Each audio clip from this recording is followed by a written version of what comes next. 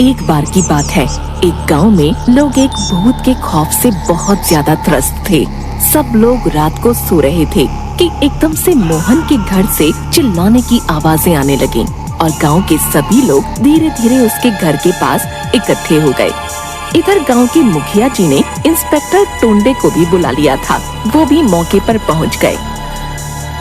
क्या हुआ मोहन? है तुम्हारे घर से इतना चिल्लाने की आवाजें क्यों आ रही थी भाई? सारा डाका डाला है, इंस्पेक्टर टोंडे के एरिया में डाका। मोहन भैया आज चिंता नहीं, साला छोड़ेगा नहीं चोर को। तने पूरा घटनाक्रम बताइए। क्या बताऊं भैया, बेटी की शादी के लिए कुछ पैसे जमा कर रहा था, लेकिन वो भूत आज हमारे घर आया और सब सामान और पैसा चोरी करके ले गया। अब मैं क्या करूंगा? मेरी बेटी की शादी कैसे होगी? मेरा तो सब लूट गया भैया, हम तो बर्बाद हो गए। लोगों ने उसे सांत्वना दी। भैया सब ठीक हो जाएगा, है ऊपर वाला सब ठीक करेगा भैया। है भूत? अरे दादा, हमको साला भूत से बहुत डर लगता है। बाकी वो भूतवा हमारे चंगुल से बचेगा नहीं। अब धर दबोचेंगे उसको हम। हाँ बता रहे। अगले दिन राजू के घर से ऐसे ही चीखने की आवाजें आने लगी। गांव के सब लोग फिर इकट्ठे हो गए, गांव वाले डरते हुए। क्या हुआ राजू भाई? क्या बताऊं दादा, आज फिर वो भूत आया और हमारे घर से सब सामान और रुपए ले गया। बेटे को गांव से बाहर शहर पढ़ने के लिए एक पाई जमा की थी। अब मेरा बेटा कैसे पढ़ पाएगा दादा? लोगों ने उसे भी काफी सांत्वना दी। इंस्पेक्टर टोंडे भी आए और बहुत परेशान होते हुए मुखिया जी से बोले। अरे मुखिया जी, अब कोई तो रास्ता खोजिए। हैं? कैसे हम उस भूत को पकड़े, बताइए तो सही। गांव के बूढ़े मुखिया जी ने कहा, बेटा सब ठीक हो जाएगा, परेशान मत हो तुम। कहकर चिंतित होते हुए वो भी घर की ओर निकल लिए। वो भूत अब हर रात गांव में चोरी किया करता था। एक तो लोगों को भूत का खौफ था, ऊपर से चोरी का डर अलग सताने लगा था। अगले दिन फिर अब राधा के घर में भूत आया और राधा के बचाए हुए पाई भी ले गया। राधा बेचारी तो सदमे से बेहोश ही हो गई। गांव वालों ने उसे जगाया और पानी पिलाया। सीता ने पूछा, अब तुम ठीक हो क्या राधा? राधा बस रोने लगी और कुछ भी नहीं कह पाई, बस रोए जा रही थी। थोड़ी देर बाद उसने कहा, सीता, अब मेरी माँ की आंखों का ऑपरेशन कैसे होगा? जो भी मैंने बचाया था वो सब चला गया। इतना कहते कहते वो फिर रोने लगी। अब ऐसी घटनाएं आए दिन होने लगी थीं। इधर लोग धीरे धीरे उस गांव को छोड़कर जाने लगे। इसी बीच गांव के मुखिया जी का बेटा राघव, जो कि शहर में पढ़ाई करता था, गर्मी की छुट्टियों में गांव आया था। उसी दिन मुखिया जी के घर में भूत ने पहले तो लोगों को डराया और फिर चोरी की।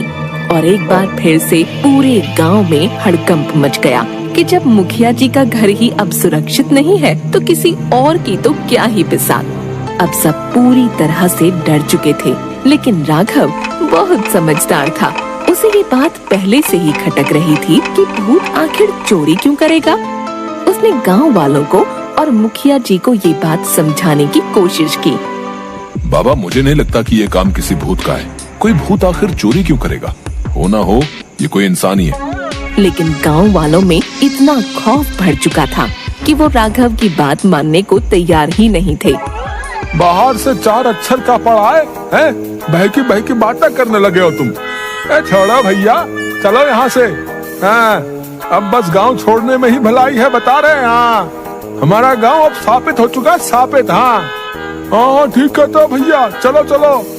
लेकिन राघव का मन अभी भी इस बात पर यकीन नहीं कर पा रहा था कि एक भूत चोरी कर सकता है। उसने शांति से इस सारी घटना के बारे में वापस से सोचना शुरू किया और एक योजना बनाई। उसने अपने एक दोस्त को शहर से बुलाया और उसे खूब सारे पैसे लाने के लिए कहा।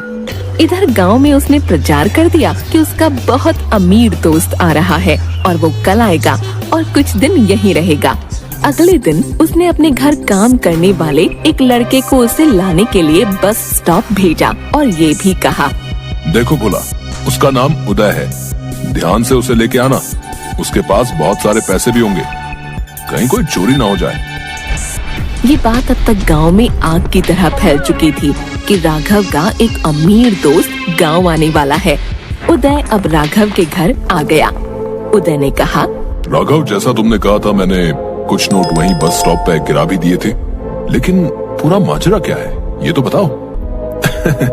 सब पता चल जाएगा तुम्हें आज रात, घबराने की कोई बात नहीं है। सुनो, तुम भूत से डरते तो नहीं हो ना?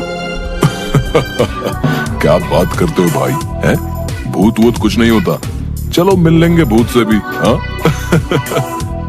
और दोनों हंसने लगे। राघव को बस अब आज रात का इंतजार था। रात को राघव के प्लान के अनुसार भूत आया, लेकिन राघव ने उसे पकड़ने की सारी तैयारियां पहले से ही कर रखी थी। वो जागकर बस उसी का इंतजार कर रहा था। उधर इंस्पेक्टर टोंडे को भी अपने घर के बाहर चोर पर निगरानी रखने को कह दिया था राघव ने। तुम बिल्कुल चिंता मत करो राघव, हैं? आज वो चोर भूत बचेगा नहीं हमसे। हाँ, बता रहे। इंस्पेक्टर टोंडे बाहर भूत का इंतजार करते हुए जय हनुमान ज्ञान गुण सागर, जय कपीश तुम्ही लोक उजागर का जाप कर रहा था। जय हनुमान ज्ञान गुण सागर, जय कपीश तिहु लोक उजागर, जय हनुमान ज्ञान गुण सागर, जय कपीश तिहु लोक उजागर। अचानक बहुत जोर से भूतिया आवाजें आने लगीं और वो राघव के कमरे की तरफ आते आते और तेज हो गईं, क्योंकि राघव का दोस्त राघव के कमरे में ही था। इधर राघव और उदय ने डरने का नाटक किया और चिल्लाने लगे। अब एकदम से किसी इंसान के चिल्लाने की आवाजें आने लगीं।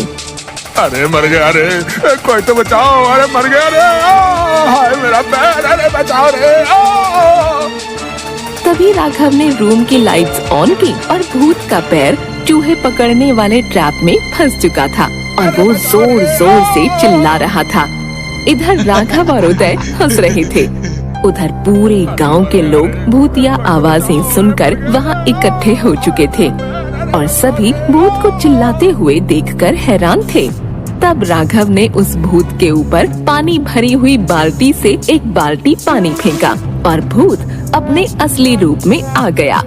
वो और कोई नहीं बल्कि गांव का सबसे बड़ा चोर गुड्डन निकला। मुझे माफ कर दो मालिक, है मैं ऐसी गलती नहीं करूंगा। अब मैं कभी किसी को नहीं डराऊंगा, मैं कभी चोरी नहीं करूंगा, सबका पैसा वापस कर दूंगा। मुझे छोड़ दो, मुझे बख्श दो, मारो मत मारो। चोर बहुत गिड़गिड़ाने लगा, लेकिन गांव वालों ने उसकी एक न सुनी और उसे खूब पीटा। इधर राघव ने इंस्पेक्टर टोंडे को भी अंदर बुलाया। बोले थे ना, हमारे चंगुल से बचना नामुमकिन है, हैं? आओ अब जेल की हवा खाओ, सब भूत उतार देंगे आज हम तुम्हारा। रे चोर से जब इंस्पेक्टर टोंडे ने पूछा कि वो ऐसा कैसे करता था, तो चोर ने कहा, साहब मुझे एक पाउडर हाथ लग गया था जिससे कोई भी इंसान अदृश्य हो सकता था और बस मैंने उसी का फायदा उठाया और चोरी करने लगा। चलो अब हम गायब करते हैं तुमको, चलो। और इस तरह राघव की सूझबूझ से भूत चोर पकड़ा गया और गांव के लोग अब वापस खुशी खुशी रहने लगे। चोर ने जहाँ जहाँ पैसे छुपाए थे सबका पता बता दिया और सबके पैसे भी वापस मिल चुके थे।